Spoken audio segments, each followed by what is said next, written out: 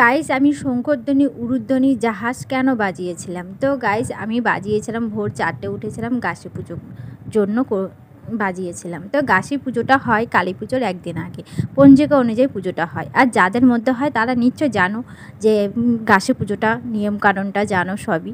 আর যাদের মধ্যে নেই তারা নিশ্চয়ই এটা দেখে একটু জানতে পারবে।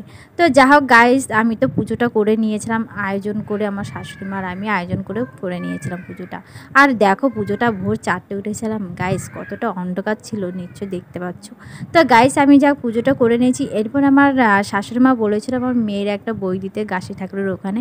আমি তো বই দিয়ে দিয়েছিলাম। তারপরে বলেছিল আমার শাশুড়ি মা যে বইটা দিয়ে তুমি এখানে কাজল আর তেঁতুলটা ঘরে বসে পুড়িয়ে নিও। তো গাইস আমি ঘরে বসে পুড়িয়ে নিয়েছিলাম। তো গাইস আরেকটা কথা, যারা আমার নতুন ফ্যামিলি আছো তারা আমার পাশে থেকে আমারকে ফলো করো আর চ্যানেলকে সাবস্ক্রাইব করে দিও।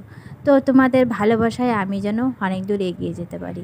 তো গাইস, তো টাটা, এই পর্যন্ত। তো ভালো থেকো, সুস্থ থেকো, বাই, সি ইউ। আবার দেখা হবে কালী পুজোর নিউ ব্লগে।